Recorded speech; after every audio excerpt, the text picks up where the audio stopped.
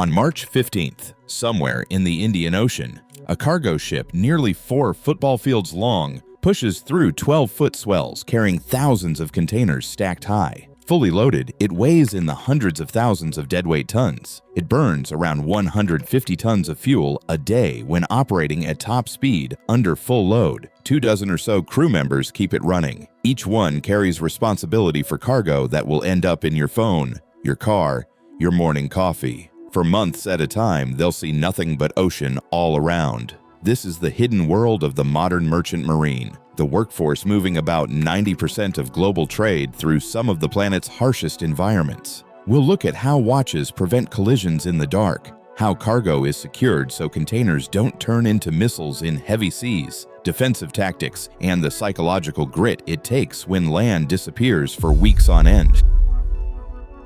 Chapter 1. The Scale of Responsibility. An ultra-large container vessel stretches 400 meters from bow to stern.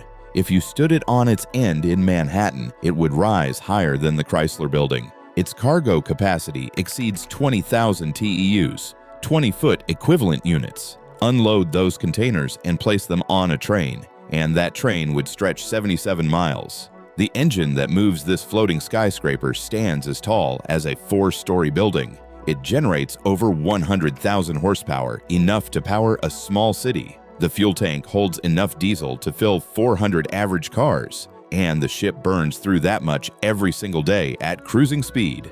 The crew divides into 3 departments. The deck department handles navigation and cargo. The chief mate commands cargo operations, loading, discharging, and securing thousands of containers. The second and third mates stand watch on the bridge, responsible for steering the ship and avoiding collisions during their 4-hour shifts. Below them, the bosun and able seamen perform the physical work, mooring operations, anchor handling, and the endless task of fighting corrosion with chipping hammers and paintbrushes. The engine department keeps the ship moving. The chief engineer oversees the main propulsion plant and all auxiliary machinery, generators, pumps, air conditioning, and fresh water systems. The watchkeeping engineers monitor temperatures, pressures, and fluid levels around the clock.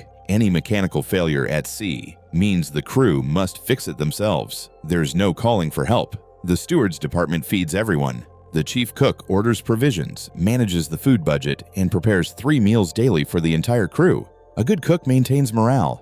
A bad one makes 4 months feel like 4 years. Each person's competence directly determines whether billions in cargo reach their destination. When you're 1,000 miles from the nearest land, individual skill becomes collective survival. Chapter 2. Outrunning nature's fury. The ocean doesn't care about your schedule, your cargo, or your crew, but modern vessels don't face storms blind. Satellite data streams directly to the ship's communication systems. Weather routing services analyze meteorological patterns and recommend course adjustments to avoid developing storm systems.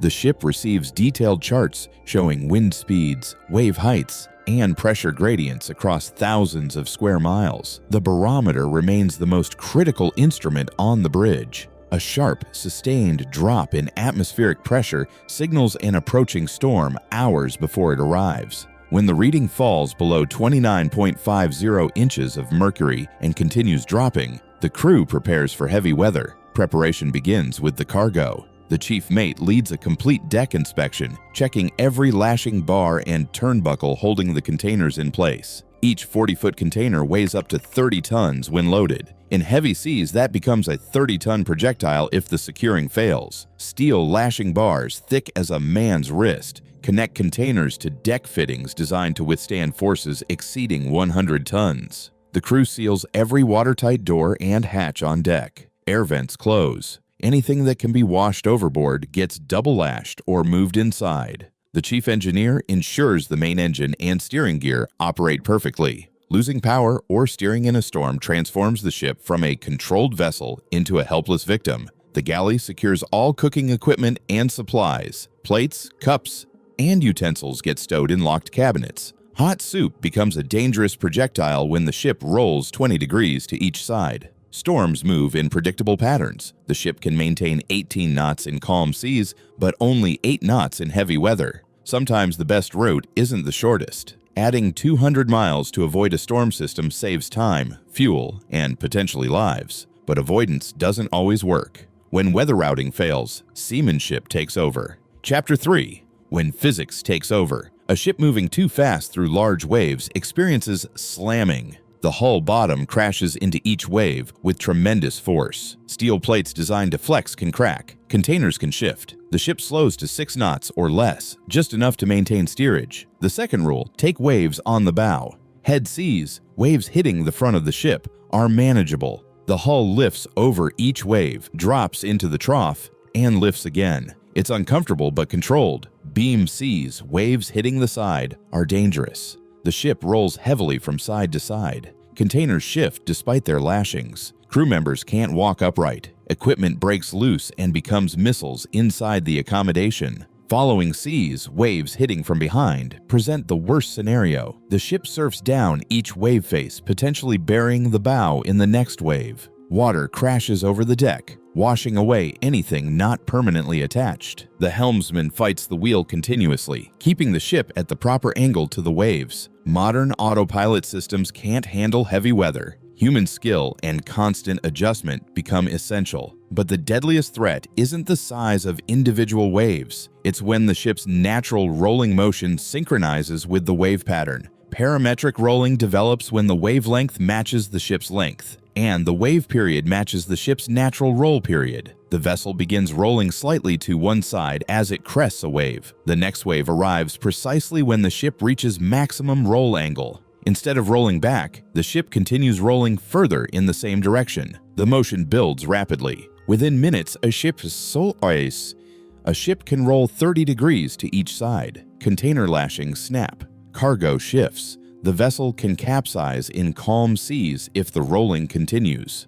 Alert watch officers can detect the onset by monitoring the ship's motion. Breaking the deadly synchronization requires immediate course or speed changes to alter the wave encounter angle. There's no time for consultation with the master. The watch officer must act within seconds. The ocean possesses infinite patience and power. Ships survive by reading their moods and adjusting accordingly, never by challenging them directly. Chapter 4. Defending the defenseless pirate think tactically. They choose targets, timing, and methods based on vulnerability assessment. Merchant ships carry valuable cargo, operate with minimal crews, and cannot fight back effectively. Pirates exploit these advantages with military precision. The Gulf of Guinea off West Africa has become the world's most dangerous piracy zone. Pirates use fast skiffs with powerful outboard engines, approaching from multiple directions simultaneously. They carry automatic weapons and grappling hooks. Their goal: kidnap crew members for ransom. The Strait of Malacca sees different tactics. Pirates board quietly at night, seeking cash from the ship's safe or valuable equipment they can quickly remove. They prefer stealth over confrontation. Somali pirates pioneered the hijack for ransom model that brought modern piracy to global attention. They would seize entire vessels and crews, anchoring them off the coast, while demanding millions in ransom. International naval patrols have largely suppressed this activity, but the capability remains. Merchant crews are unarmed. International law, insurance requirements, and port state regulations prohibit weapons aboard commercial vessels. Defense relies on denial, deterrence, and escape.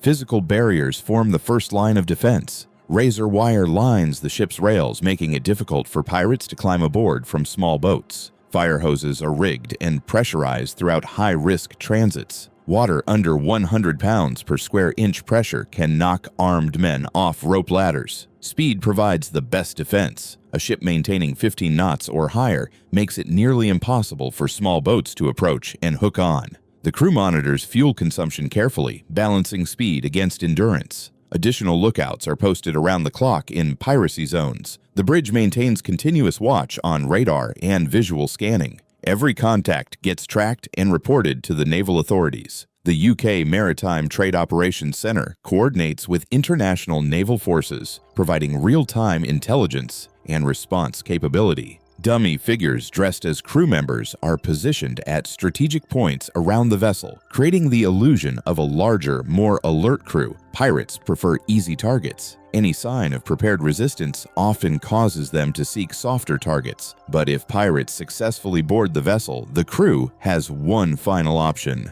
Chapter 5. The Final Fortress. The Citadel represents the crew's last stand, but it's built on strategic denial. Every commercial vessel transiting high-risk areas designates a secure compartment as the crew's haven. Usually located in or near the engine room, the Citadel has reinforced doors, no windows, and independent communication systems. It contains water, emergency food, first aid supplies, and satellite communication equipment. When pirates successfully board, the entire crew retreats to the Citadel. The last person inside secures the door and activates the communication system. From this moment, the tactical situation reverses completely. Pirates find themselves on a ship they cannot control. The crew has shut down the main engine remotely before retreating. Navigation systems are locked. Radio communications are blocked. The vessel drifts dead in the water, but the pirates cannot restart the engines or access any ship systems. Meanwhile, naval forces receive precise coordinates and confirmation that pirates have boarded,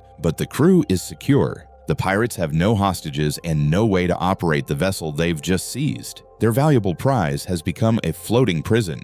The Citadel can sustain the entire crew for 72 hours. Most pirate incidents resolve within 24 hours once naval forces arrive. Pirates facing armed military personnel with no hostages for leverage typically abandon the vessel quickly. This strategy works because it denies pirates their primary goal. Kidnap for ransom requires hostages. Hijack for ransom requires operational control of the vessel. The Citadel strategy removes both advantages while buying time for an armed response. Some shipping companies now employ private armed security teams when transiting the highest risk waters. Armed guards provide an active defense capability that unarmed merchant crews cannot match. But this remains controversial, expensive, and legally complex. The core principle remains unchanged. Merchant vessels survive piracy through preparation, communication, and strategic withdrawal, not through confrontation. Chapter 6. The Long Grind. Between the dramatic moments, the storms weathered, the pirates deterred, lies the true test of merchant marine competence,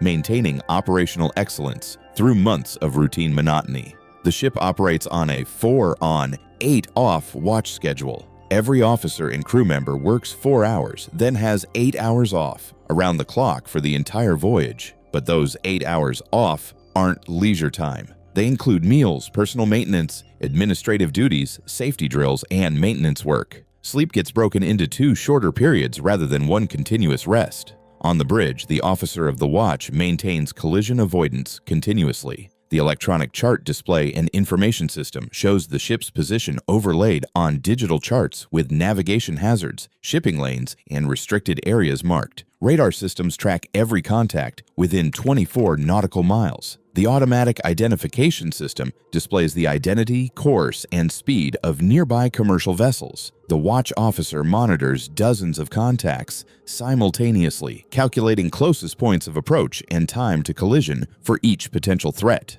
Ships passing within 2 nautical miles trigger automatic alarms. The officer must take action, alter course, reduce speed, or attempt radio contact to ensure safe passage. This sounds technical, but it's fundamentally about staying awake and alert during 4-hour shifts when nothing visible changes for hours. The horizon looks identical at the beginning and end of each watch. The ocean stretches endlessly in all directions. The temptation to relax vigilance is constant. Fatigue accumulates steadily. After weeks of broken sleep cycles, reaction times slow, and decision-making degrades. Yet the responsibility never diminishes. A moment's inattention can result in collision, grounding, or worse. The physical environment compounds the challenge. Engine room temperatures exceed 120 degrees Fahrenheit. Noise levels require hearing protection. The accommodation spaces are climate-controlled, but there's still a steel box surrounded by salt water. Everything corrodes. Mechanical systems require constant maintenance. Able seamen spend hours daily chipping rust and applying protective coatings. Salt air attacks every exposed metal surface. Without continuous maintenance, the ship would deteriorate rapidly. The galley operates 3 times daily regardless of weather or sea conditions. The chief cook must plan meals weeks in advance, managing provisions carefully to last the entire voyage. Fresh food runs out within days of leaving port. Everything else comes from cans, freezers, or dry storage. Communication with home becomes both a lifeline and a torment. Satellite internet provides limited bandwidth at a high cost. Crew members might get 50 megabytes per day, enough for text messages and compressed photos, but not video calls or real-time conversation. They can see glimpses of the lives they're missing, but can't fully participate.